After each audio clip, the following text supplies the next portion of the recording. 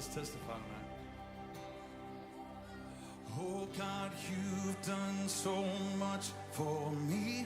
I'm grateful and overwhelmed here at your feet. And I could stay here forever, Lord, but you call me to something more. And I hear you say that you have a plan to use every broken woman and man to display just how good you are. We are your living pieces of art. What good does it do to hide away when all of my scars are a picture of grace? All right. So I will testify of the power of God. I will tell the world of the hope I have found. For my body was broken, my heart was made whole, and that's too good to keep to myself. So I will testify of the power of God. Oh, do you believe it? Has he done it for anyone else? I said, has he done it for anyone else? 'Cause the God that I serve, he's always at work. Has he done it for anyone else? So come on and testify of the power of God. Come on and tell the world of the hope we have found. For our bondage was broken, our hearts were made whole, and that's too good to keep to yourself. Come on and testify of the power of God. This is my story, this is my song, praising my Savior all the day long. I'm gonna testify. Somebody testify your voice. This is my.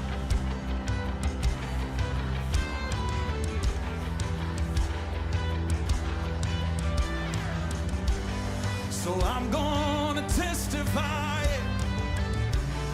Somebody testify. Come on, take it up.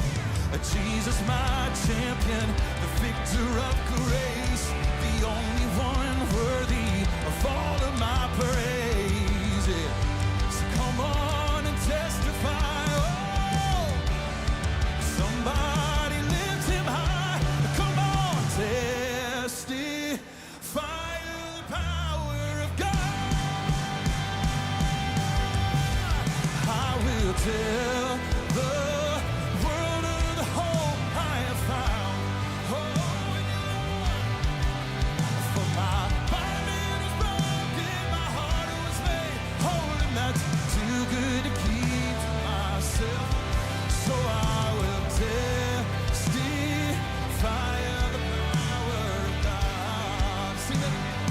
Oh, my body was broken, my heart was made whole, and that's too good to keep to myself. So I will testify of the power of God. Oh, let's do that right now, Murfreesboro.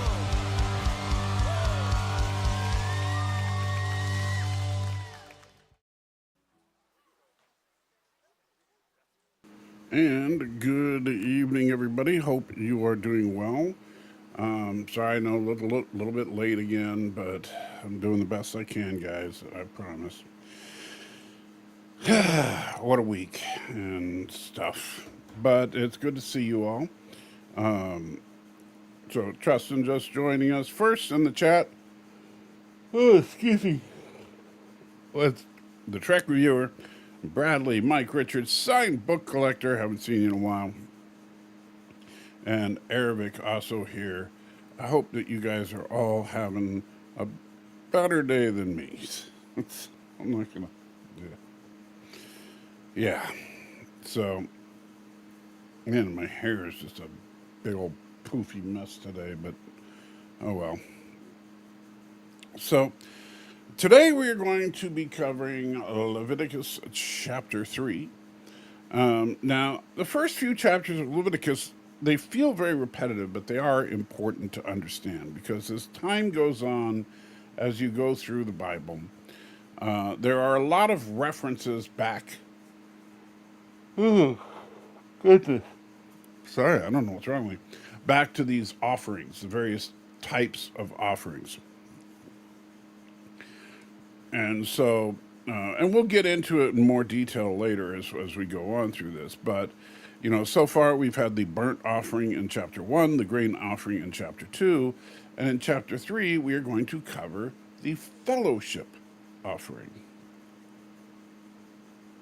And no, Stan, it's not that Leviticus is boring. I'm really tired. I'm, I've been up since like 5:30 this morning, and just yeah, I beat. I haven't been able to get a good night's sleep in a little while because of the various health issues. But hopefully, you know, well, I can just hope. So yeah. Anyway, so yeah, it's not, and some people do find Leviticus boring. I actually find it very interesting, but is it exciting? No, not compared to some other books.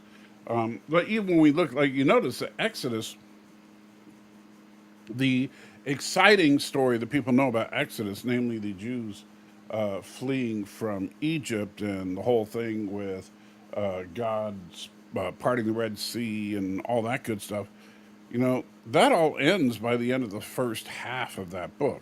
And then we have the second half of that book is all about the establishment of government.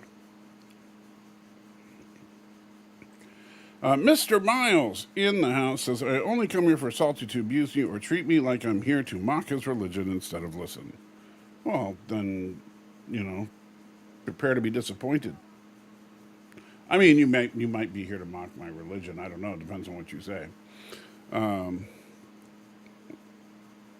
Stan, he says the plagues are fun. Well, you might not say they were fun, but they were certainly exciting in comparison to the detailed descriptions of the various offerings. Doesn't is not exciting, but it's a good foundational thing to understand as we get into more stuff. Because if someone says, well, they offered a burnt offering for this or a fellowship offering for that, or a sin offering for this or what, then you need to know what those terms are. And the Bible, the interesting thing is, many critics of the Bible try to use modern context to try and attack the Bible, but I prefer to let the Bible define its own terms wherever possible. And these offerings are just one of those things. Some of it is actually, in a very real sense, form of early taxation. In that, like when we see with some of the offerings, much of what is given to the offering actually goes to the church to supply the church, and the church being at this point the tribe of Levi.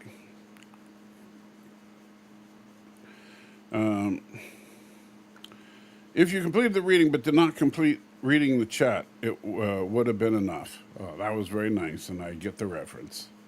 Somebody's been watching The Chosen. Josiah says, here I am, good to see you. Have we got to the reading yet? No, just about to, have not done it yet. So today we're going to be doing Leviticus chapter 3. Now, I do want to, because people have mentioned this kind of stuff a couple of times. And so let me say this. I read from the New International Version of the Bible. Is it the most accurate version of the Bible out there? Probably not. I think the Holman is probably a little bit better, and I'm sure there are a couple other translations that are better as well, as far as being accurate. But I think that, and is it the most beautiful translation? No, that's clearly the King James. But I think that the NIV has one distinct advantage in that it is fairly easy to read and fairly easy to understand. So, and it's extremely rare that there's something in the Bible to where reading a different translation really sends a different message on anything. Let's see. And St. Lee says he's on time. What can I tell you? What can I tell you for you to understand me?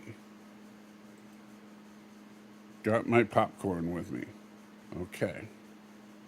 Well, I don't know what I could tell you for you to understand. What I would have you tell me. I mean, I don't know. Everything?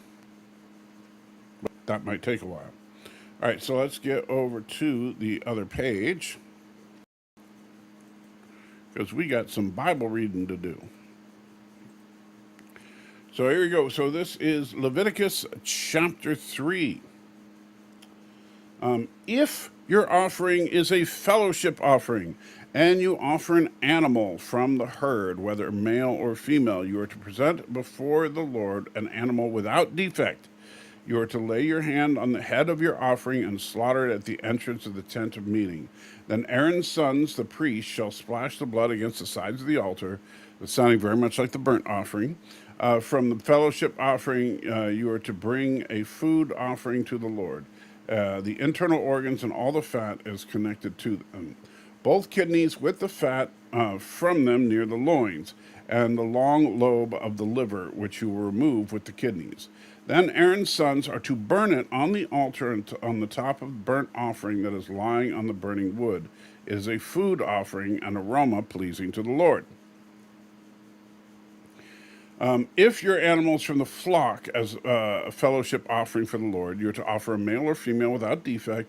If you offer a lamb, you're to present it before the Lord, lay your hand on its head, and slaughter it in front of the tent of meeting. Then Aaron's sons shall splash its blood against the side of the altar from its fellowship offering. From the fellowship offering, you are to bring a food offering to the Lord. Its fat, the entire fat tail cut off close to the backbone, the internal organs, and all the fat that is connected to them. Both kidneys with the fat on them, near the loins, and the long lobe of the liver, which you are to remove with the kidneys. The priest shall burn them on the altar as a food offering presented to the Lord. And then, if your offering is a goat, you are to present it before the Lord. You lay your head on it, slaughter it in front of the tent of the meeting, and Aaron's son shall splash its blood on the sides of the altar. From what you offer, you are to present this food offering to the Lord, the internal organs, all the fat that is connected to them, both kidneys with the fat on them near the loins, and the long lobe of the liver, which you are to remove from the kidneys. The priest shall burn them on the altar as a food offering, a pleasing aroma. All the fat is the Lord's. This is a lasting ordinance for the generations to come. Wherever you live, you must not eat any fat or any blood. So, this is an interesting thing because at a glance, a lot of people don't see this passage as particularly different from the burnt offering that we saw. And no, ABJ, I don't think livers have multiple lobes. I think they're describing the liver as a lobe. But if we go back to the burnt offering, for example, from the first one, from the herd, you slaughter the young bull, bring the blood, splash on the sides of the altar. It sounds very familiar. You're to skin the burnt offering and cut it into pieces. The sons of Aaron's, the priests, are to put fire on the altar on raised wood, and Aaron's sons priests will arrange the pieces, including the head and the fat, blah, blah, blah, blah, blah. So here's the big difference. In the fellowship offering, as far as difference in the procedure here, in the fellowship offering, you basically are gutting the animal and taking all of the internal organs and putting them on the altar and burning them for the Lord. The meat, the stuff that we actually still eat today from these animals, so, the chops, the steaks, whatever it might be, that's going to Aaron and his family. So once again, we see this is these offerings are going to the church. Now the church can then, and I'm sure we'll get into this, but the church can then use that to feed themselves and also help those that are in need and that kind of thing. So it's actually very it's very interesting to look at what these different offerings are, because when we get into later passages where it'll say, hey, when you're in this circumstance, do this kind of offering. When you're in this circumstance, do this kind of offering. Now we'll kind of see why. All right. And so that's it. That's a very short chapter, which I'm thankful for, because it's been a very rough week. But so from there, I'm going to go to the chat, see what you guys have to say, and then relax, hopefully. Let's see. What if someone robbed you with a lollipop and a tricycle? Tricycle? That would be weird. Salty's looking very Uzra today. I'm not sure who Uzra is, but I'll take it, I guess. That bro guy should have had to subscribe to your channel. Oh man, I'm kind of glad he didn't at this point, because I think he was just being a troll. And then we already talked about the liver lobe. In the Orthodox Church, they give wisdom from the Bible. Okay. Not sure what your point there is, Josiah. And hey, how you doing, Michaela? Or is it Michaela? Snow the First says hello. How you doing? Mr. Miles says sounds very Game of Thrones. Well, I haven't watched Game of Thrones, but if they're doing animal sacrifices of some kind, most of the time, I mean, just being real about it, the book of Leviticus is the template for animal sacrifices. And so if you're going to do an animal sacrifice in a movie, you're probably going to do some variant of what they do in Leviticus.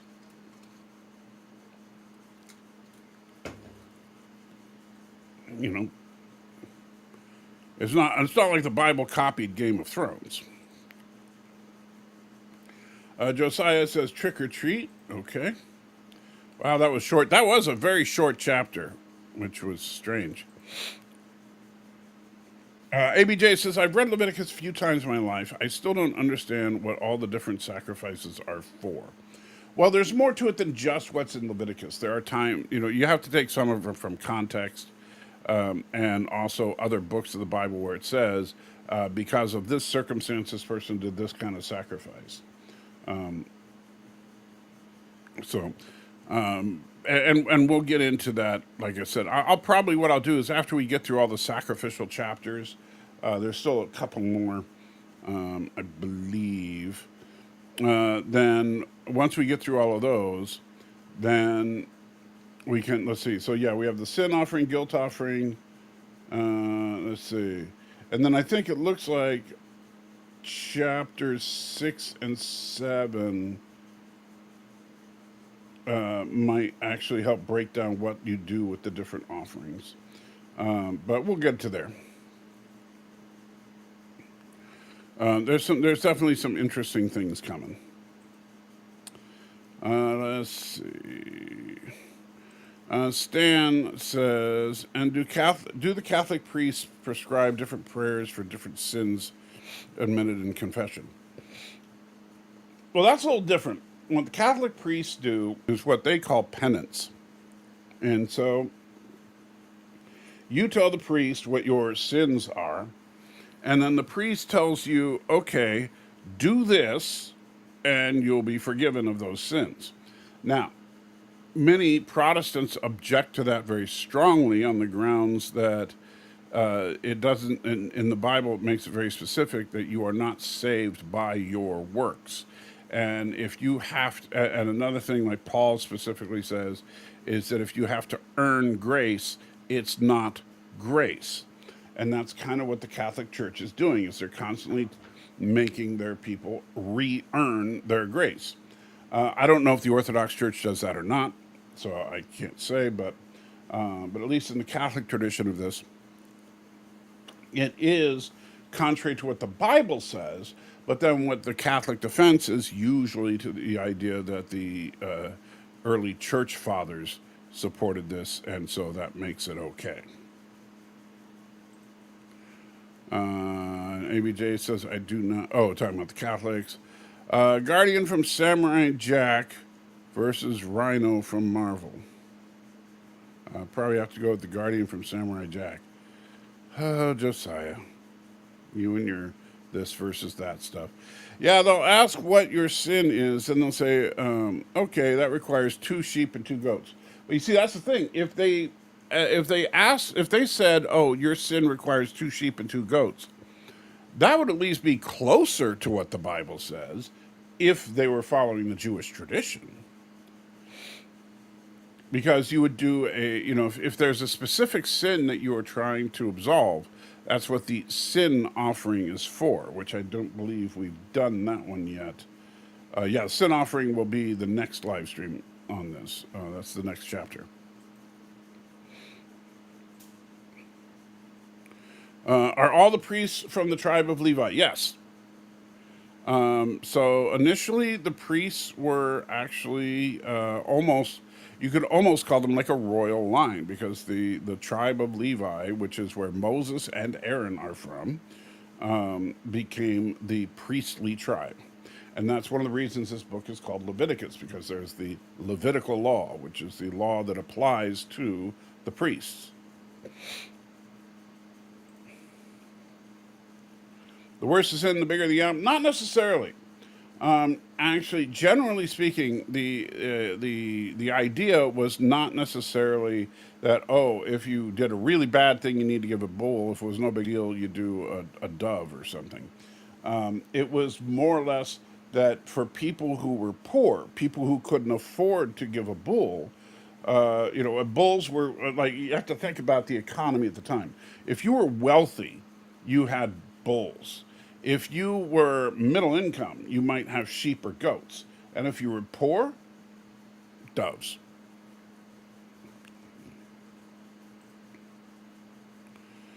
Not sure. I don't even know where I'm getting that from. Probably a movie or something, yeah. Oh, talking to Arabic. I was doing some reading of the New Testament. Jesus was not nice. Out of context, I have no idea what you're talking about. That's the problem. Jesus was not nice when? Does this get into the whole origin of the term scapegoat? Yes.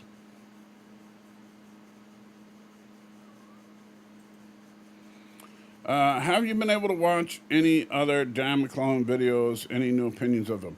I have not, because I have hardly touched YouTube, to be honest, in the recent last couple of weeks. Other than when I'm actually doing live streams, I'm honestly never even in this room, which I hate. But I'm just trying to make ends meet. Once I can get things a little more stable, plus the procedures that I have to get done and all that, then I'll hopefully be able to spend some more time in here. Like you need to do 12 Hail Marys and 10 Our Fathers. Yeah, and they have this whole thing of praying the rosary and stuff like that, all these ritual prayers. And the thing is that if your penance is to pray, that sets it up like praying is a punishment and shouldn't feel that way. Yeah, and Stanley agrees. What do you mean, not nice? That doesn't seem to mean anything. Trusted says, Leviticus is a dry book, but an interesting book when you look at it as the building of the Jewish civilization, the foundation of our Western world. Very much so, I agree.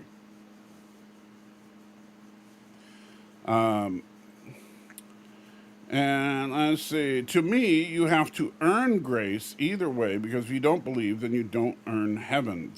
Thought. By the Christian tradition, you don't earn heaven. Period. So And that's something a lot of people like.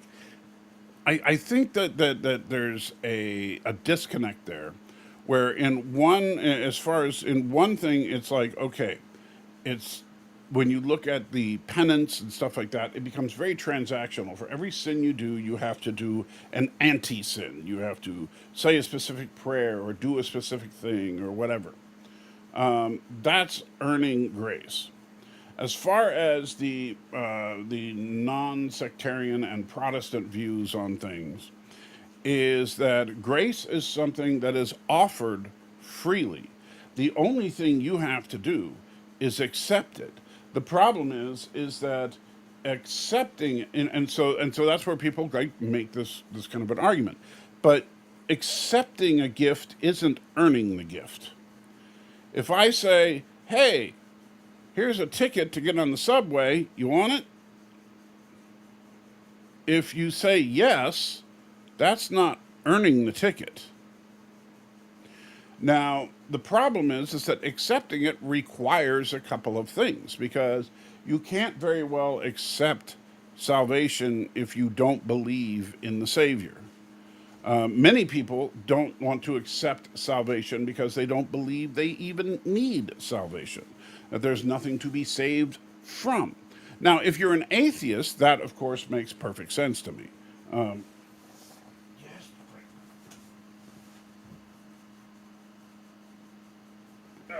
there you go. All right. Somebody wanted some attention. So yes, if you're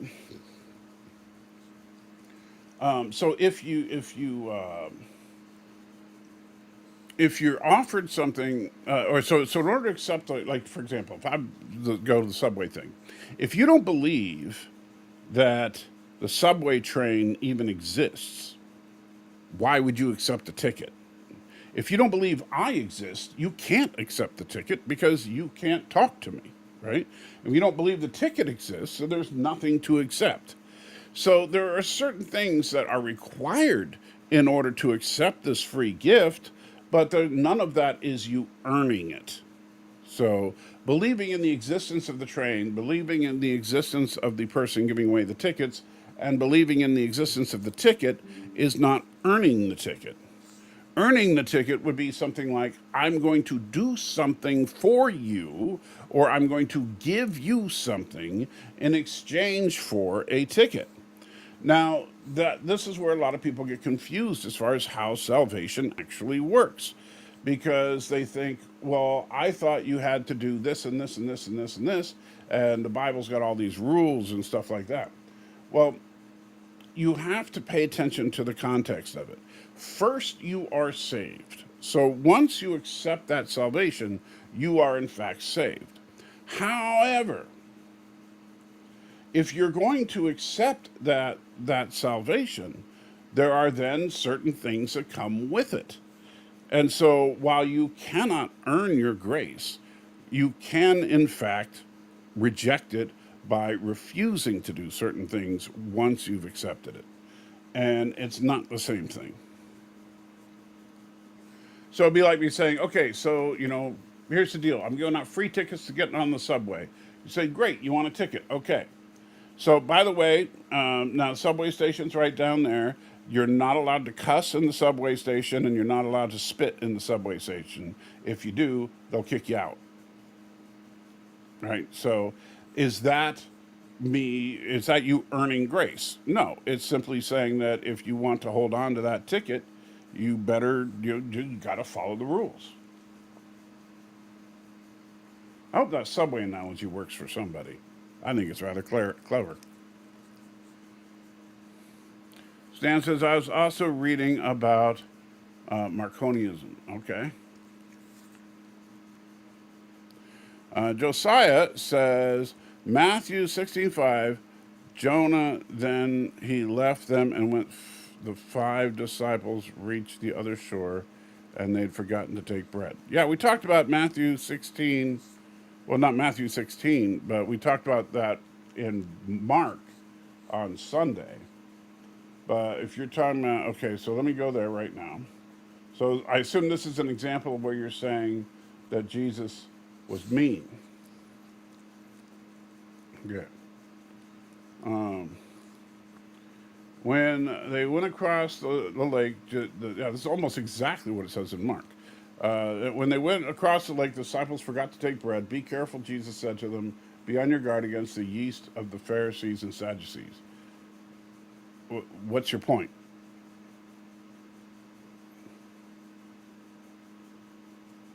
I don't understand what your point there is. Concept of there being two distinct gods. Gotcha. Well, as far as within a Christian context, I don't think that works because I think Jesus makes it pretty clear.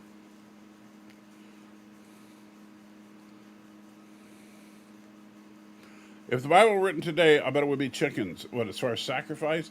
Well, if the Bible were written today, I think the sacrificial system would probably be more monetary, depending on your culture. Because keep in mind that monetary transactions, at the time of Leviticus in particular, monetary transactions were not all that common. And that's something that actually pissed off Christ, in during his ministry, is that people were converting the sacrifices into monetary ones, but they were ripping people off in the process. It wasn't the fact that you could buy a dove and sacrifice it; it's that you had to buy a dove at an exorbitant price. Chickens instead of doves now. So of course the animal sacrifice system is canceled. Except that that's the thing. There's nothing in Scripture that says the animal sacrifice system is canceled, except that Christ Himself served as the final sacrifice. So if you are and besides that, as a Christian, particularly like in my case, I'm not a Jew. I'm a Christian and a Gentile. But if you are a Jew, and then you should still be doing the same animal sacrifice system that there was back then. Like when we just read, this is for all generations. This is not to end. And it even says in all places. It doesn't matter that the temple was destroyed, despite what many rabbis say. Let's see, and how I don't know how that's pronounced. Is that how that particular approach to Scripture is similar to the contemporary tendencies to pick up and choose elements from the Bible while disregarding others. Well, you would have to, in order to determine that there were different. I know that there are like some people that think the Old Testament God and the New Testament God are two very different gods. And honestly, I think that that's unfair. I think the Old Testament has some graphic depictions of things, but at the same time, the New Testament has some pretty crazy things that happen as well.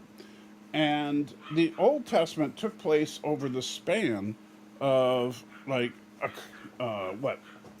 couple of thousand years, where the New Testament takes place over the span of about, well, if you include Revelation, probably about 50 years. So they're not even remotely the same. That's fair. I completely understand. Hope your procedures go well. I appreciate it. Only time will tell.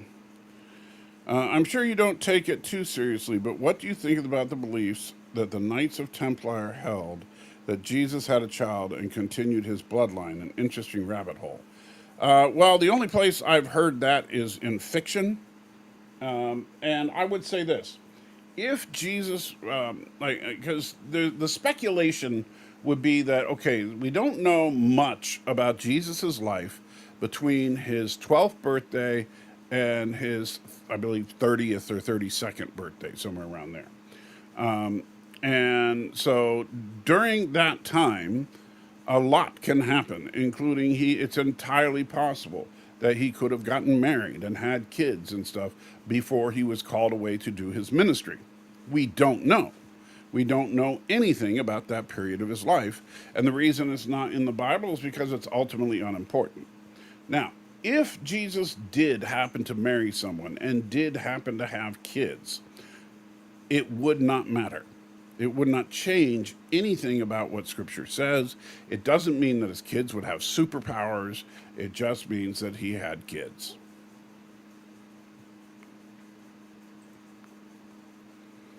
It seems that most faiths now believe believe in one God. Well, that's because it is honestly, I would say this: you have to take a huge leap of logic to be a polytheist, to truly be a polytheist, because ultimately, the universe, everything had to come from a singular source. And even if you want to believe in there's a multiverse, and the multiverse had to come from a singular source. At some point, there was a singular source that started everything. Come on, Pringle. You just jumped down. Now you want to come back? Yeah, you make it difficult. Right, there you go. Now you got to get your little steps set up so that you can hop up on your own. Josiah says, then Jesus told them to watch out and beware they had forgotten to take bread. Well, okay, let me see. I don't think that's quite what, okay, so you're talking about the yeast of the Pharisees. Okay, so it says, they discussed among themselves, it's because we didn't take any bread. Aware of their discussion, Jesus said, you of your little faith, why are you talking to yourselves about having no bread? Do you not understand? Do you not remember the 5 loaves of the 5,000, how many basketfuls you gathered? Or the 7 loaves for the 4,000, how many basketfuls you gathered? How is it you don't understand that I was not talking to you about bread, but be on your guard against the yeast of the Pharisees and the Sadducees? Then they understood that as he was telling them to guard against the yeast used in the bread, but not against the yeast used in the bread, but against the teachings of the Pharisees and the Sadducees. And we talked about this in some detail on Saturday morning. But what Jesus was saying, he had nothing to do with bread. It was about the idea of getting religion or politics in the way of your relationship with God. And so now the way that Mark put it is he said the Pharisees and Herod. But in this, it says the Pharisees and Sadducees. But either way, it would have the same basic meaning. You do not want to have religion or politics getting in the way of your relationship with God. Jesus didn't say to watch out and beware that they'd forgotten to take bread. I don't know where you're getting that from, because Jesus never said that.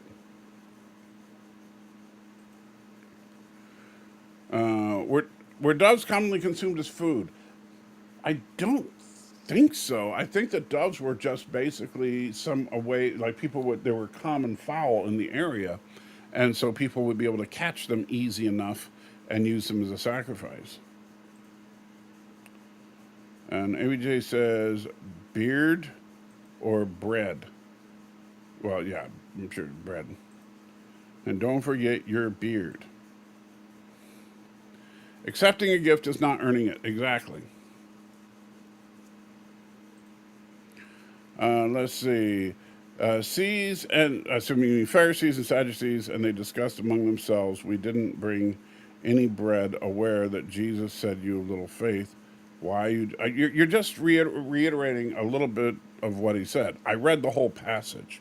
I know you said this 10 minutes ago, but what I don't understand is, Josiah, what is your point? Tell me what your point was. Don't just read the scripture to me. Common, I don't know, but it is on the list of kosher. It is on the list of kosher foods. Is it? Okay. Mr. Miles says, big off topic. I've heard several people suggest God saved Trump from the headshot, and even I find the entire series of events uncanny. I'm curious where you stand on it. Where I stand on it is, I don't know. I kind of have a tendency to think that the whole thing was a setup. But, that's the conspiracy theorist in me. As far as the, because it's amazing that Trump is like the first person in history to get shot and have like no visible marks to show for it. But that's just another thing. Anyway, I don't know, and if God nudged him, or if he just happened to be in the right place, the right time, and the guy was a lousy shot, who knows?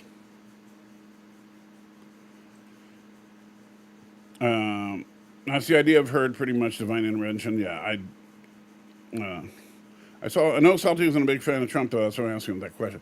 Well, me being a fan of Trump has nothing to do with it.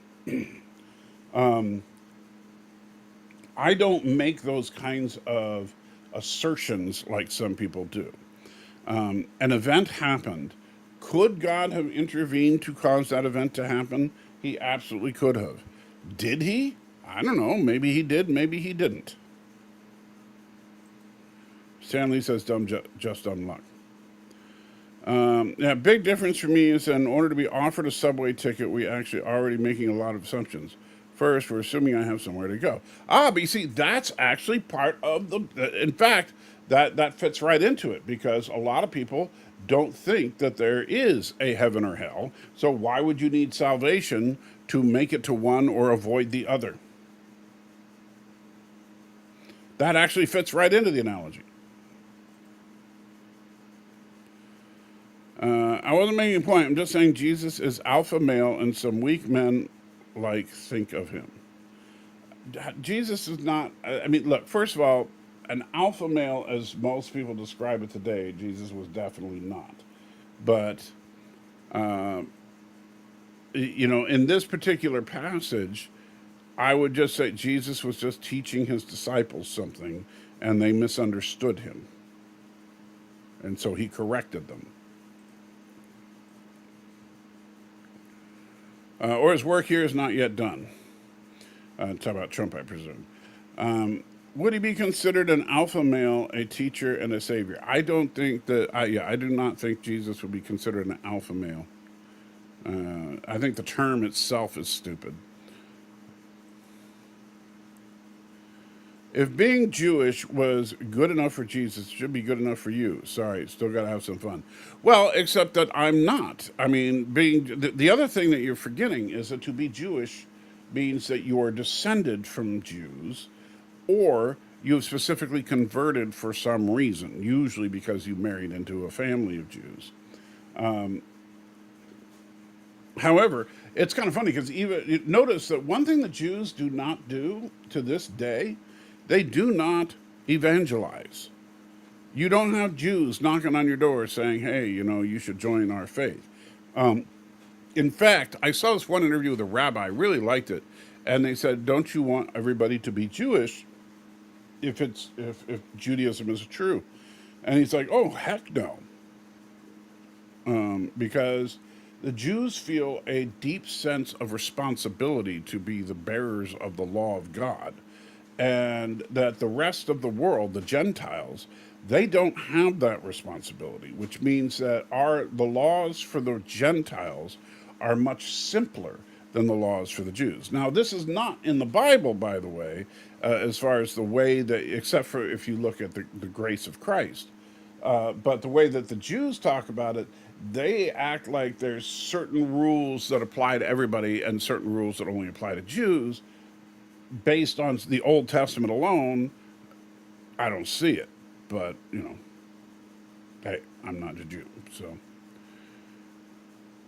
Are there any Jewish synagogues that still do animal sacrifice? Not that I am aware of, but they should all be doing it. Yes, that's that, however you say that. The angry, vengeful Old Testament God and the compassionate, forgiving New Testament God. Yeah, to believe that is silly, honestly.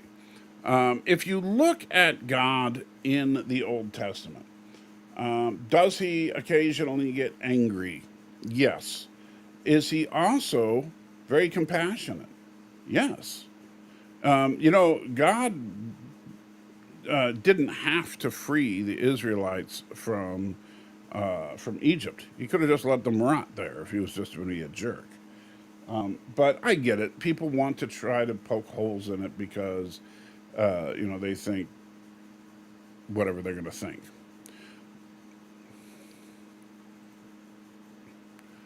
Iron Man versus Superman. Superman would crush Iron Man in about 1 millisecond. The amazing thing is I can clearly see that you are real and offering me a ticket to the subway that we're presumably at, etc. So me, it's not a perfect. Well, no analogy is a perfect analogy, but again, it does fall into the you have to believe that I exist. You have to believe the ticket exists. You have to believe the train exists. You have to believe that you have a place to go. So all that works just fine. Now, how about this? What if let's take it to where Christianity has become? Instead of you bumping into me giving out subway tickets, you say, "Hey, there's a guy who's giving away free tickets to the subway, and all you got to do is accept the ticket."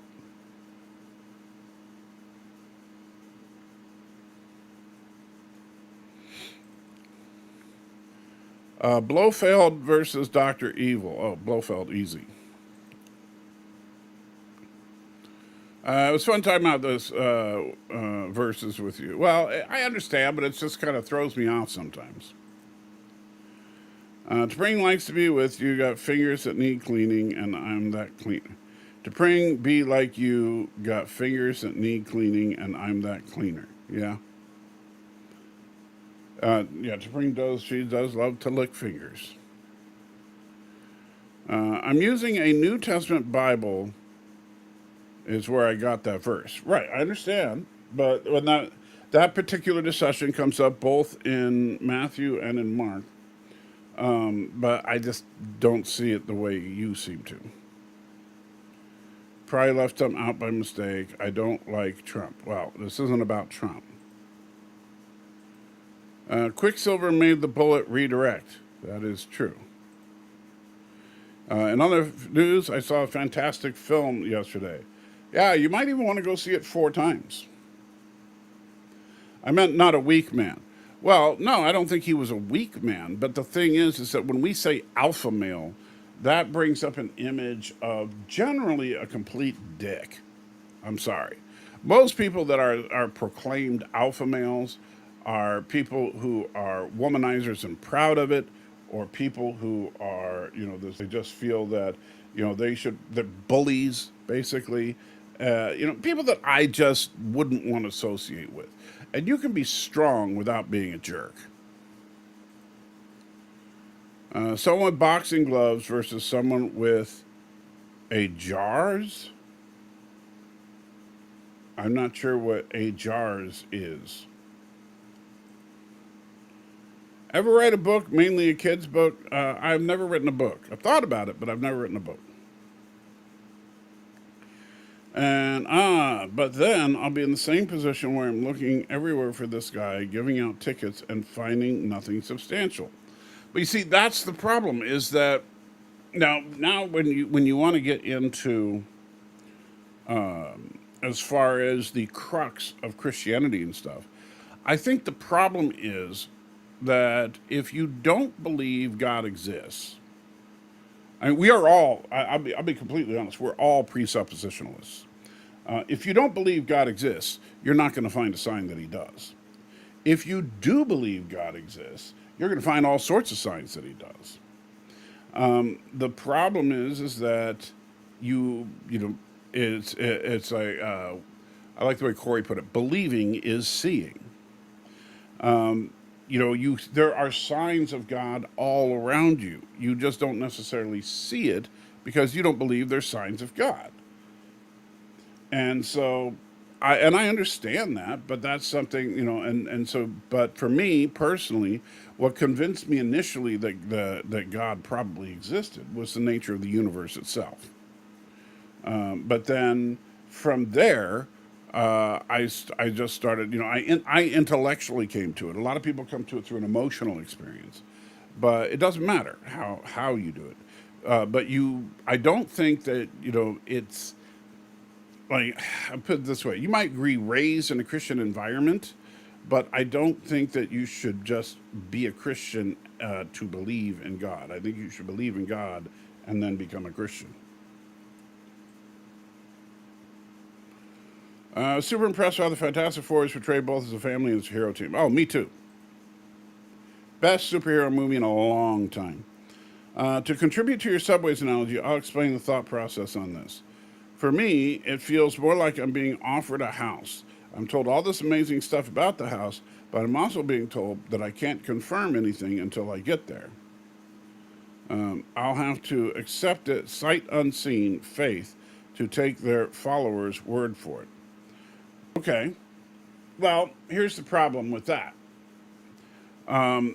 You see, and this is where, like I said, where you don't believe that in your analogy, you don't believe that there's houses at all, that houses simply don't exist.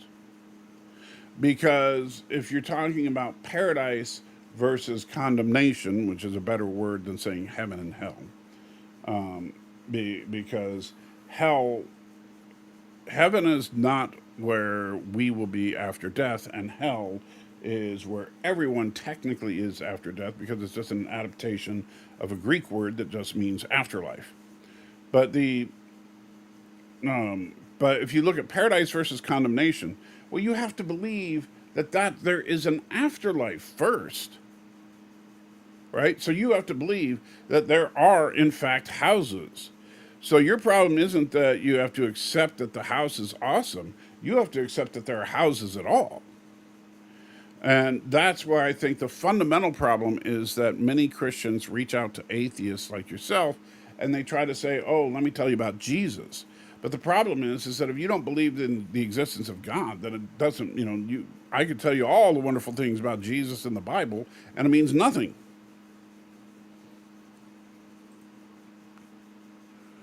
The only presuppositions I hold, the ones that I are substantially verifiable. Everything else is just theory for me. Well, first of all, you shouldn't say just theory. That's a horrible thing to ever say. Because theory is a well-tested hypothesis. A theory, the theory of gravity is just a theory, right? But it's a very well-tested one. So, but as far as if you're saying, well, first of all, if the only, that's a contradiction in terms. The only presuppositions I hold are the ones that are substantially verifiable, then it's not a presupposition. A presupposition is something you believe going into a discussion, not something that you have verified. And we all have presuppositions, regardless of whether you think you do or not. The problem is that most time we don't nobody lives on a purely what's the word I'm looking for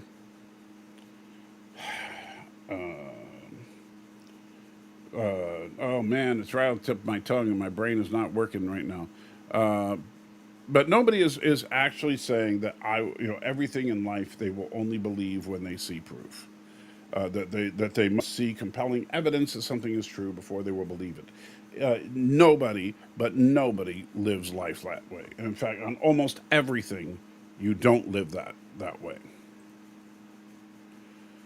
Let's see. Superman, Dr. Fate, Iron Man, Batman, John Constantine versus Dr. Doom. I think all those guys teamed up would probably take him down. In my analogy, I don't know if this specific house exists. There are many religions, houses. Well, now you're getting to a whole different topic as far as what religion you want to start getting into that. Well, I'll be happy to discuss that with you. But first, you have to acknowledge that God exists. If you don't acknowledge God exists, so which description of God is most accurate is a meaningless discussion. I know you may not agree with me on this, but this is how I tend to feel. I'm not interested in discussing with atheists the finer details of Christian theology, and I'm not really interested in discussing with atheists as to why Christianity is true as opposed to Hinduism or Islam or anything else. Because I'm more interested in talking to atheists about the existence of God. That's more important to me. because that's where we fundamentally disagree. I'll be honest, I don't know if there's anything after death. I accept that there could be. I doubt it, but I do believe it's possible. Okay. But again, the problem is you accept that it could be. Great. But you assume that it doesn't. Your presupposition is that it doesn't. And I'm not saying that to like, oh, I'm reading your mind. The reason I say that is because if you were assuming that there was, you wouldn't have the same attitude. And that's all the really difference between theism and atheism is. People try to, you can't say, I don't necessarily think that this is impossible. Fine. But you know what? An atheist lives life with the assumption that God does not exist, while a theist lives their life with the assumption that God does exist. ABJ says, I would argue God's existence established by nature of our world and teachings of the Bible, even apart from the teachings of the afterlife, then you would come into trust with God's existence. Well, I do think the nature of the world is, and Paul writes about this a little bit in the New Testament, but natural theology, I think, is a good thing because I think it can point people in the right direction to make them understand that, yes, some kind of God exists. Something is behind it all, right? That's number one. Once you get to a point where you can say God exists, then you can start looking at, okay, so of these belief systems about God that seem to be contradicting each other, which one seems the most likely? And there you would start looking at several factors. Are they internally consistent? Is there any corroborating evidence as to the validity of any of these things? Are they historically accurate as far as what they say that can be verified?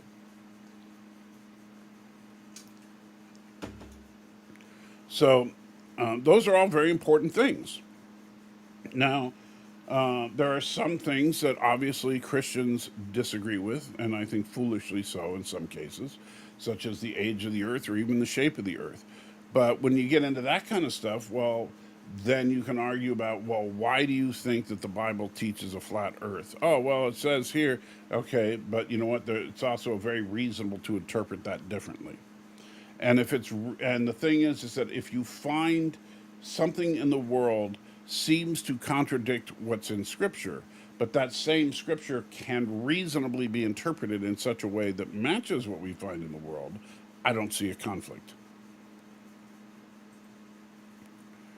And goodness, we receive spiritual gifts. That confirms God's trustworthy. Well, but the spiritual gifts is also something that non-believers simply don't believe in. If Michael was a superhero, how would you defeat Dr. Doom? I'd probably sick to praying after him. Aren't all modern rabbis still from the tribe of Levi? I do not know. I'm not Jewish. They should be technically.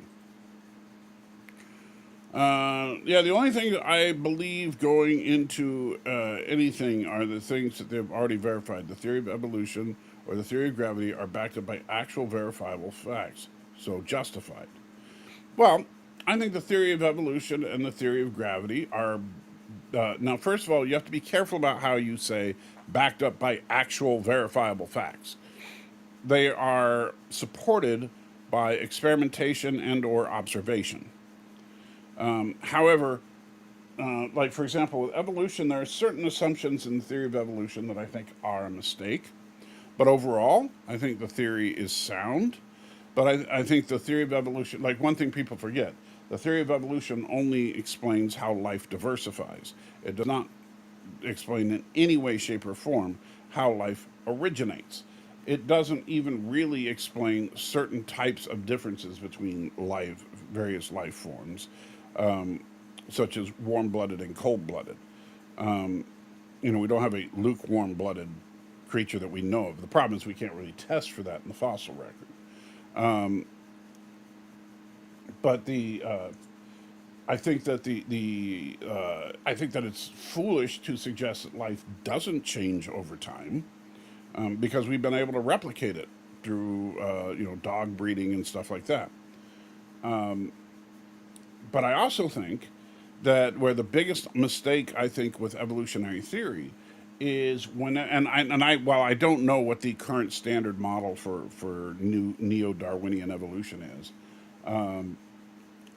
and so I don't know if it's still in there or not. But if the actual theory says that the mutations involved are random and or unguided, that is an unwarranted assumption.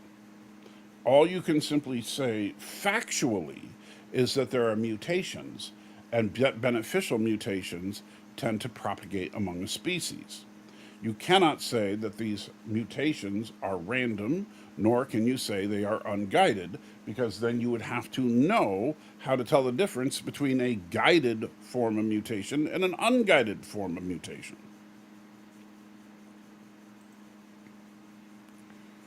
None of us follow the path put for. None of us follow the path put for us exactly as we are meant to, but as long as we know the path, we have a chance to follow it. That's an interesting way to put it.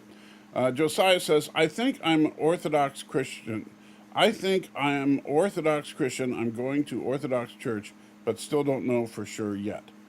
Well, if you're attending an Orthodox church, especially if you're a member of I don't know if you are, but if you're a member of an Orthodox church, then I guess you're an Orthodox Christian. I'm a non-sectarian, because the Orthodox and the Catholic churches have some traditions that I cannot break bread with.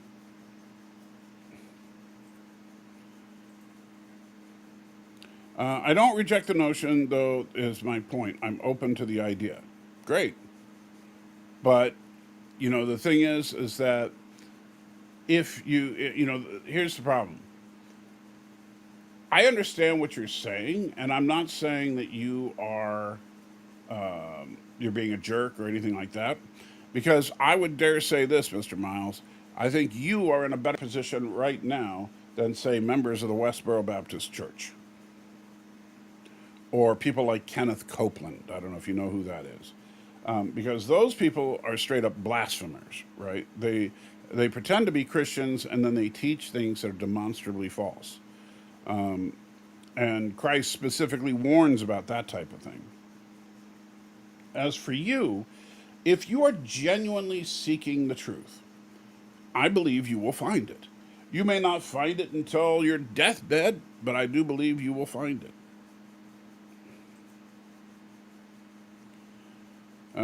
Let's see. I don't ever find sometimes people more religious as they get older.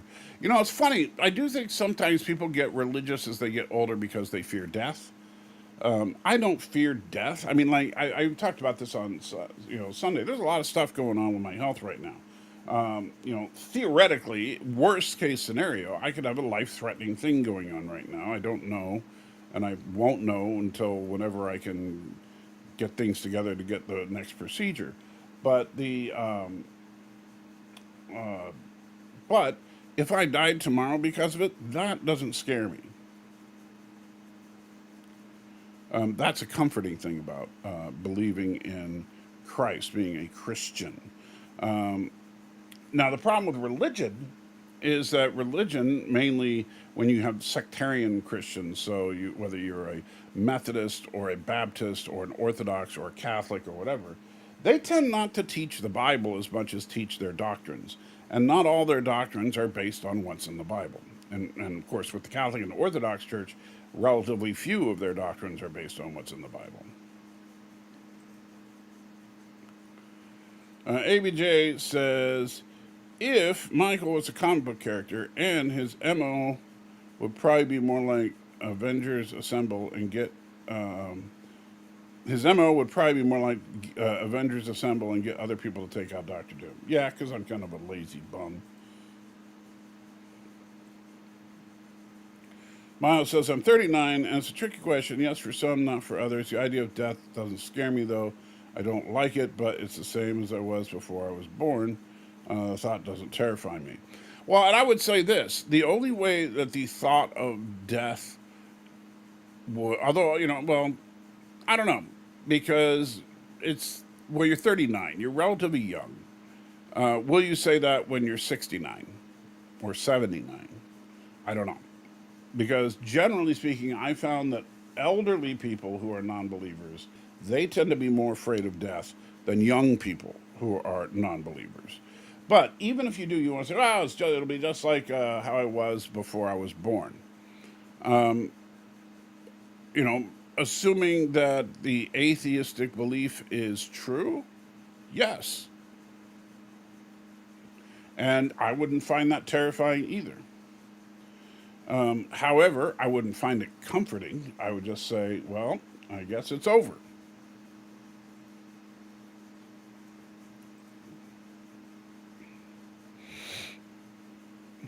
Bradley says, scariest part of life is the time spent without loved ones. That's what scares me.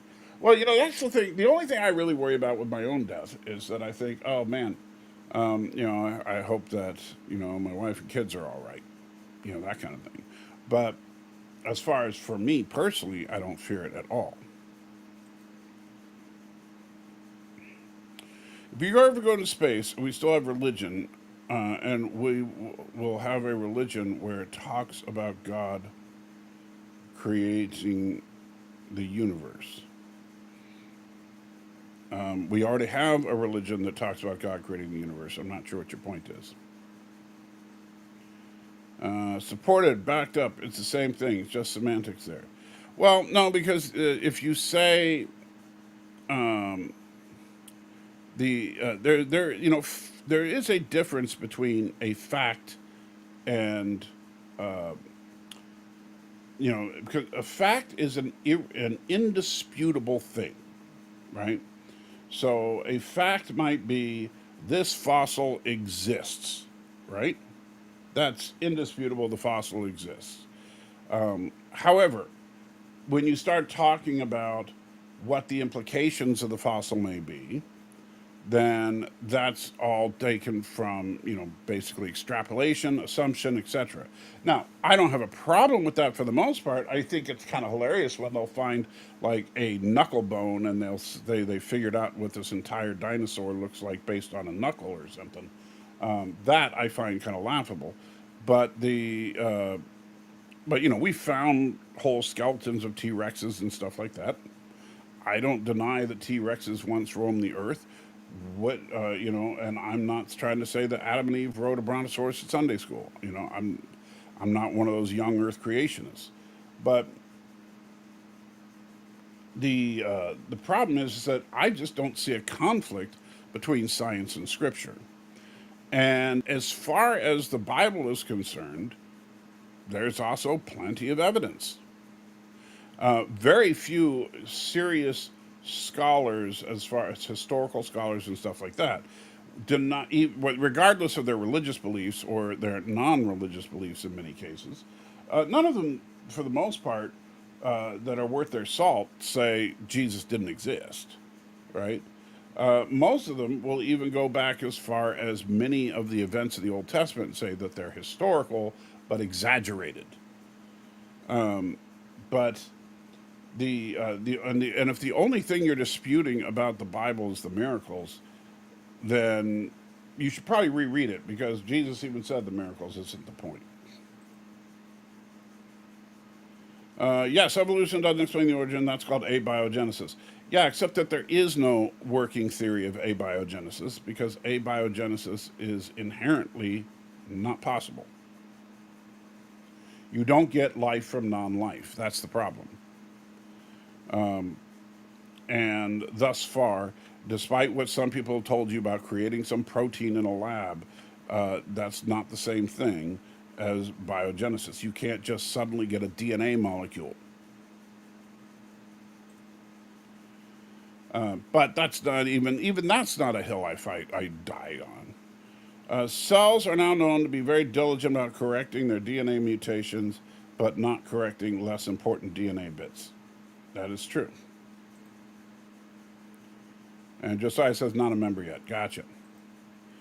There are random mutations and there are guided mutations. The biggest disagreement is in the guided ones. This is an argument about on what's guiding them. Well, hold on a minute. You're saying that some mutations are guided. then that would almost be that. In order to say that, if you were saying that mutations were guided, then that would be a straight up admission of some kind of divine ability, a divine power, because there would be nothing that could guide the mutations other than a god. Because if the mutations are happening simply because of quantum this and quantum that, then they are random. The problem is, I don't even believe that, of course, this is something that pisses people off, but I think a lot of quantum mechanics is a bunch of BS. Quantum mechanics does, and I'm not saying the math is BS, because I think quantum mechanics, the mathematical formulas and everything, accurately predict the probability of certain things on a very small scale. What I don't believe is that, okay, so the uncertainty principle, if we look at it, the uncertainty principle is the idea that you can't know the exact position and exact velocity of any given particle. And part of the problem is that in examining a particle, you disturb the particle, and when you disturb the particle, you're not sure exactly how you're going to disturb the particle, and so it becomes unpredictable in some stuff. And so people take it to mean that the universe is somewhat random because of this kind of thing. And that's why we can only determine the probabilistic table of what may happen if you disturb a particle in one way or another. Well, it just means that we haven't been able to figure it all out yet, and we can't observe things currently with our current technology down to a certain level without disturbing them. Like, obviously, I can look across the room and see the door, and it doesn't disturb the position of the door. But that's because there's already light reflecting off the door, going to my optic nerves, blah, blah, blah. The actual act of looking at it isn't what changes it. But in order to observe a single particle, like an electron, you have to reflect a photon off of it in order to see its position, and the impact of the photon to the electron disturbs the electron. So when you get to the extremely small, we have no way of accurately measuring it. So, but we try to make it sound like, oh, that means everything's random. It doesn't mean everything's random. It just means that we can't predict it.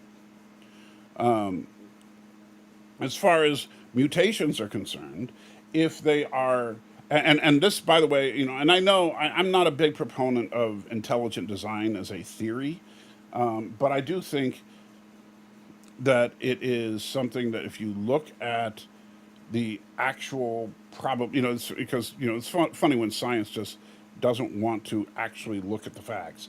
If mutation were truly random, then life would never successfully evolve. Life would just eventually all die of cancer.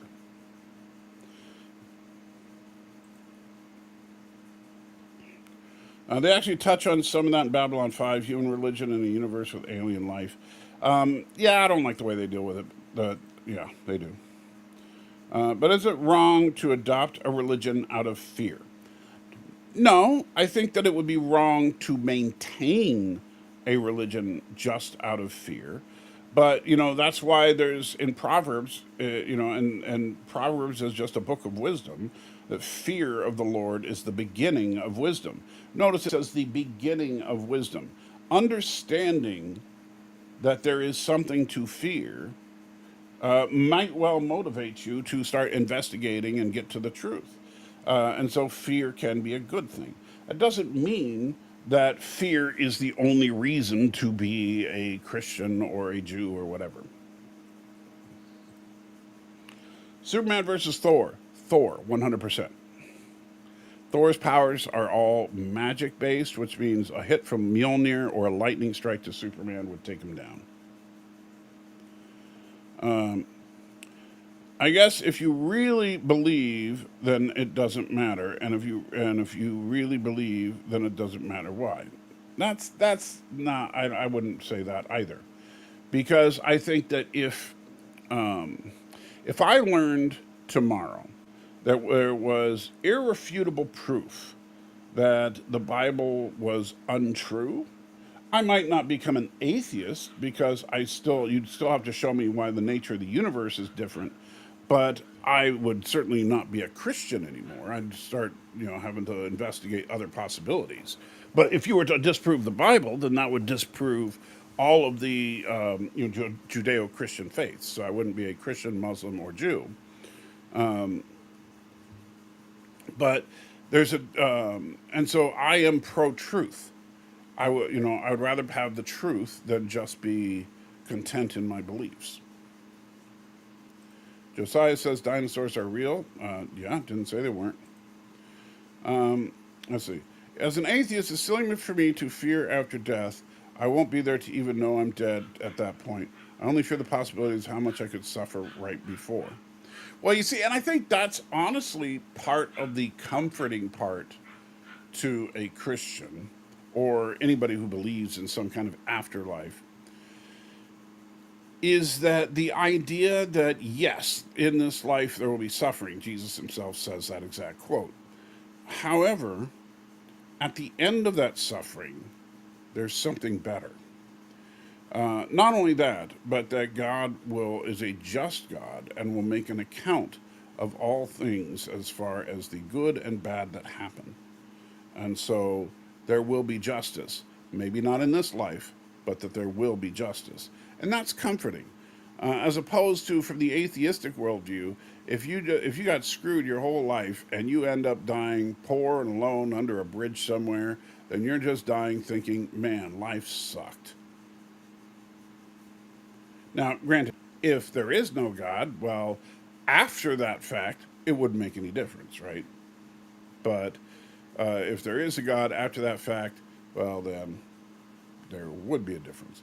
I know that's kind of looking at Pascal's wager a little bit, but I think Pascal's wager does have some merit to it.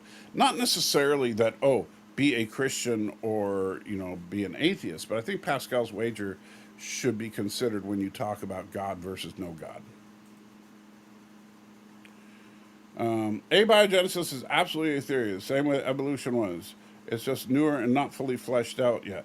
By not fleshed out, you mean that you can't find any reputable scientific consensus on it. Yeah, you're right.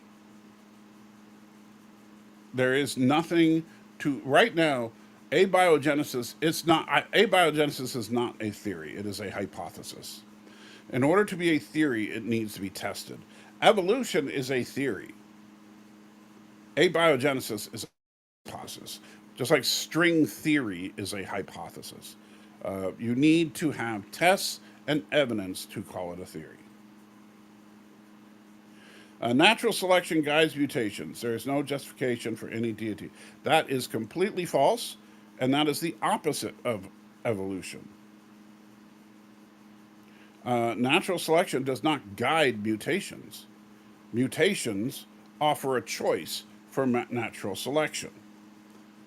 So when it comes to, because the mutation happens first, and then so you have two, rodents, and one rodent happens to have a mutation that lets it run faster. That rodent is more likely to reproduce because it'll more likely survive longer, and so then its children are more likely to carry on that mutation, and they'll run faster, et cetera, et cetera, et cetera. The problem is the mutation itself, based on every naturalist I've ever talked to, is completely random. But if you make completely random mutations to the genetic code, guess what most of them do? Either nothing or cancer. That's the problem, is that, the odds of you happening to hit a mutation that lets the rodent run a little faster is 1,000,000,000 to 1 compared to the odds of it getting a mutation that would give it cancer. And so if mutations are truly random, then everything would have died by cancer. Physics guides the mutations. Environmental factors guide the mutations. No need for God to be inserted. The only so again, if you're going from a naturalistic perspective, physics don't guide the mutations. Physics just allows the mutations to happen. Physics is just a description of how things happen. As far as environmental factors, environmental pressures can only guide which mutations are more beneficial. So, for example, in a cold climate, heavier fur would be more advantageous to lighter fur. And so, if a mutation came up that gave a creature heavier fur, that would help them in a cold climate. But the same mutation could just as easily happen in the Sahara Desert, where the heavier fur would not be beneficial, and so it would not tend to propagate there. But they, again, that's not guidance. And the funny thing is, all that has to do with is natural selection, not the mutation. At least in my opinion. Stanley says, right, if you're trying to observe a door in the dark, then you have to disturb it by shining a light. Yes, but on the macroscopic level, shining a light in a room doesn't disturb macroscopic objects. It only becomes a problem at the subatomic level. So we can observe, objects without disturbing them. We cannot observe a single particle without disturbing it. I always had trouble understanding the idea of observing something that disturbs it makes sense. Yeah, I know. 'Cause, a lot of people generally, because the problem is some quantum theorists and some people who just like quantum mechanics will speak about it in almost mystical terms, where they make it sound like it's something magical about the act of observing something that changes it, right? And it's just like the ludicrousness of Schrodinger's cat, right? The whole collapse the waveform and stuff. So for those of you that don't know the whole thing, in Schrodinger's cat, there's a theory that you have a single atom that has a half-life of 1 hour, right? Which means that after 1 hour, there's a 50% chance that this molecule will have decayed. And so you put that in there, and if the molecule actually decays, it will trigger a chain reaction that releases cyanide into the box, killing the cat. So you wait 1 hour, and then the question is the cat alive or dead before you open the box and observe the cat? And so what quantum mechanics and this whole hypothesis about it does is that, well, the cat is technically both alive and dead until you observe it, which collapses the waveform, and now it's one or the other, which is a load of crap. The fact is, the cat is either alive or dead. You just don't know until you open the box. So while you don't know, then quantum mechanics would tell you that there's a 50% chance that it's alive and a 50% chance that it's dead. And that would be completely correct.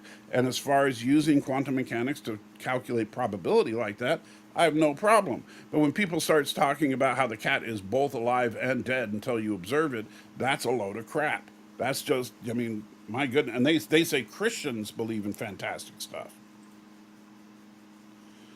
God isn't deciding that the animals in colder areas need more fur. The environment is simply favoring those traits. Okay. But, here's the thing. Maybe you're right in that's how, here's the funny thing about how all that works.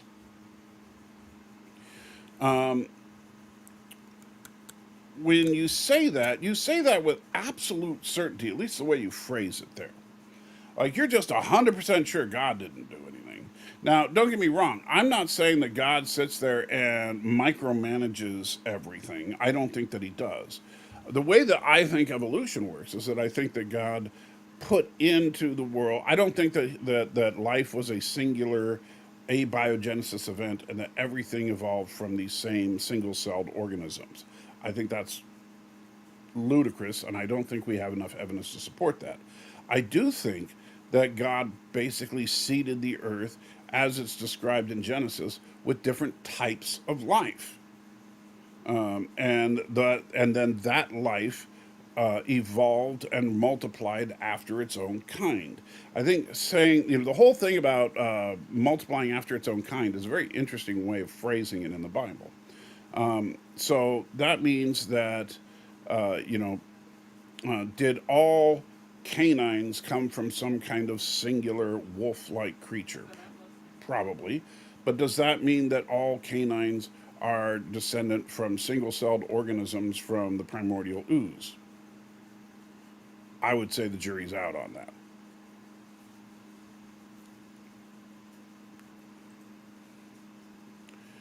Not being able to predict something is what randomness is. No, no, that is not what. Because if that's the case, then you could say so. If I put up a number that I choose, and I say, pick what the number is that a random number? Or is it just, what if it's just my favorite number? What if a number that, I happen to, really have an affection for? What if it's a number that's sitting right in front of me right now? There's a million things that could be the influencing reason. But of course, if I choose the number, that means it's an arbitrary thing, not a random thing. And arbitrary and random are very different. However, just because you can't predict it, that doesn't make it random. That just makes it unpredictable. And there is a difference. If that's what you want to say, that, well, we simply cannot predict things at that level because of things like the uncertainty principle. I certainly agree with that, and I would say, fine, then simply say it's unpredictable. But as soon as you throw the word random in there, mm-mm. And the reason they use random is because it's to try and argue against a deterministic universe. The problem is that from an atheistic worldview, the universe is deterministic. It must. It still has no reason for existing. Can Gentiles convert to Judaism? Yes. In fact, the first ones that converted that we know of are in the book of Exodus. However, even then they're treated as kind of second-class Jews.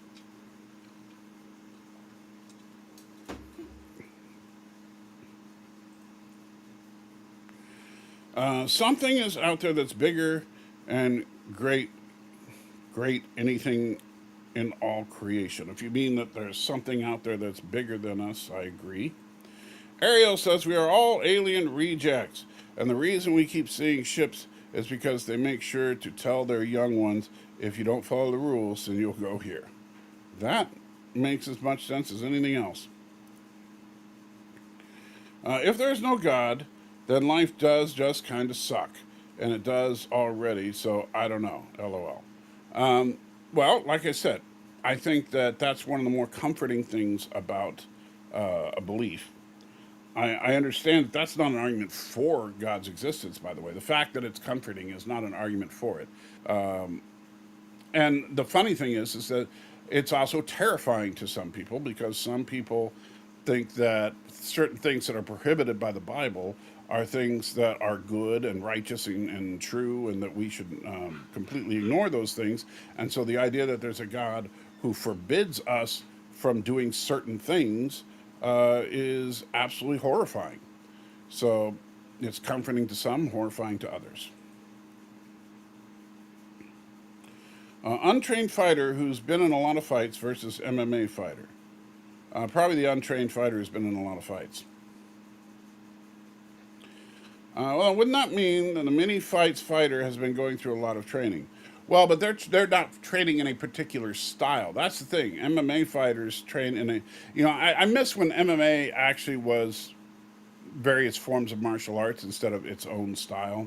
Now it just kind of sucks to me.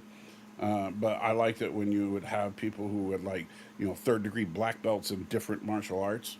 That was cool. It's not all completely random. I already said some of them are random. Some of them are guided by selection. They're not guided by selection. They are selected by selection. That's what I'm saying. That's why I'm saying you're backwards. You're putting the cause after the effect, because the mutation then gives natural selection a chance to select. Natural selection can't pick which mutation is coming. Natural selection simply says, okay, here are the mutations that are out there, and based on environmental pressures or whatever, this one has the best chance of survival. That's all natural selection is. Natural selection is nothing more than, the fact that in a given environment, one with it, and given a particular mutation, one is more likely to reproduce than others. But again, the mutations would have killed us all. Thomas Potts says, you know what the most correct theory is? That new Trek writers can't even get their own continuity correct. No, the most correct theory is the triple timeline theory. Let's see. The Question versus Rorschach. Rorschach. Let's see. How can something mutate heavier fur before the animal needed it? That doesn't make sense. Animals encroached on cooler territory and over time developed thicker fur to be able to go deeper in. Or was animals randomly got? I mean, if you wanted to, so as far as that, and by the way, you're making an argument against common Darwinistic thinking. One of the problems that Darwinistic evolution has is A, the interdependence of life, and B, the fact that life is so well adapted to almost every environment on Earth, and yet it would have no reason to. But the as far as it's kind of like when you have which came first, the predator or the prey? They both depend on each other. And I know most people don't think that the prey depend on the predator, but without the predators, the prey would consume their entire food supply and starve. Say this name, Michael Colomo. Okay. If the box has no air holes, it's not living. Well, that's true too. People randomly have more hair or less hair. If we are less intelligent, the hairy people might survive and pass on their genes more in cold climates. The amount of hair you have has nothing to do with intelligence. Or you're saying if we were less intelligent, hairy people might survive and pass on genes more in cold climates. Well, no, humans are funny because from an evolutionary standpoint, there's no reason we should exist. Physically speaking, we are inferior to all of our peers in the animal kingdom. And so we're relatively weak. We don't have good protection from the elements. We are not particularly gifted when it comes to predatory abilities or prey defenses. And so there is no reason that we should be alive. For animals, it actually happens when the climate changes. Well, when you see climate change happen, then animals certain adaptations do tend to happen, yes. Mr. Miles versus, I can never pronounce that name, Michaela Snow the First. I'd have to give that one to Mr. Miles. And Stanley says 69, Thomas Potts says 47, Josiah says 126. Not sure what any of you guys are talking about there. You can convert, just requires a bit of surgery. If we did come from the ooze, then how do you explain the Q scene? Or if we did not come from the ooze, then how do you explain the Q scene on Earth from Star Trek TNG episode All Good Things?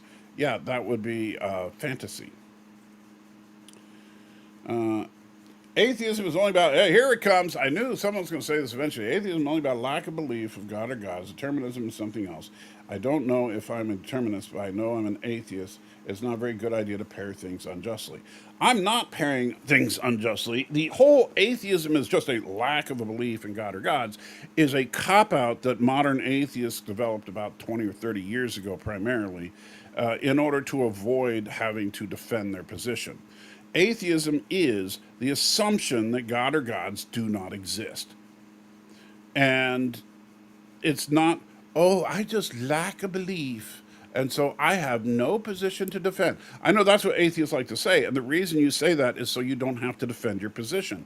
And if you can't defend your position, it means you don't have one. And if you don't have one, then don't come to the fight.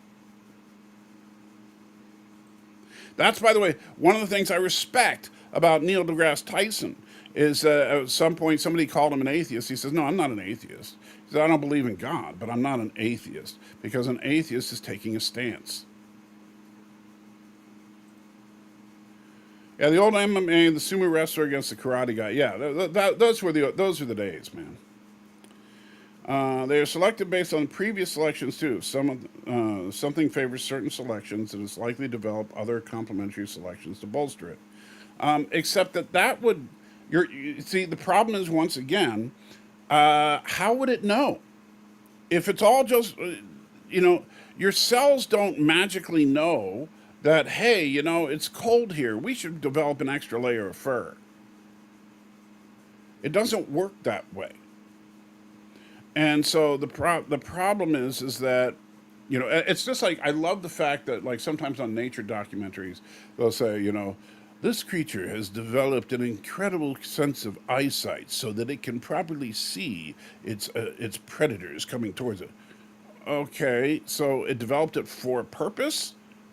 I didn't think evolution doesn't have a purpose, especially if it's random. And please explain the true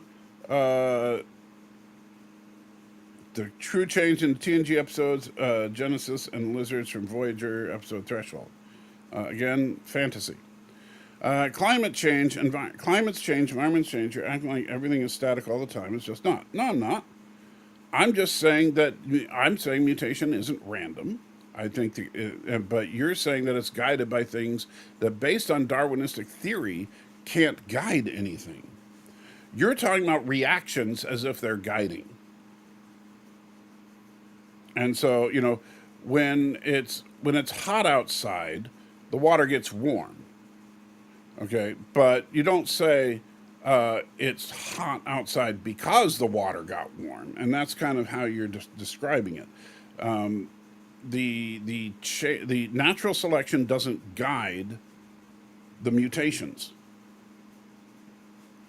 In fact, the whole point of natural selection is you have to have something to select from. Dr. Mbanga from Strange New Worlds versus either Worf or Tasha Yar. So far, I think I'd have to give it to Mbanga. What's the difference between Messianic Judaism and regular Judaism besides the obvious one about Jesus? That's pretty much it. That is, because Messianic Jews, there also sometimes there are groups that call themselves Messianic Christians as well, that are basically, they follow the Jewish traditions, and so they follow like the Jewish feasts, the Jewish holidays and all that, but they also believe that Christ was the Messiah. And so they are truly modern Jews that believe in Jesus. And that's perfectly okay, except that they're still thumbing their nose at the law when it comes to sacrifice. Yes, and that's it. It has nothing to do with determinism. Well, what has to do with determinism is that if the universe is logically consistent, which, by the way, science's first assumption is that the universe is logically consistent.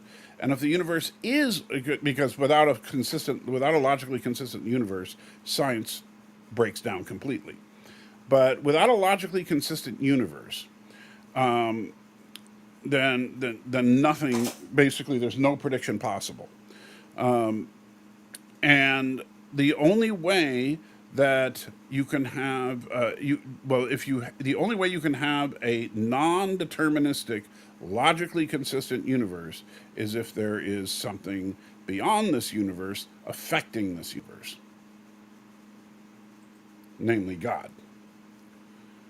It's because it's being influenced by our environment. The environment doesn't cause the mutations. Just because it's cold outside doesn't make you mutate to have more hair.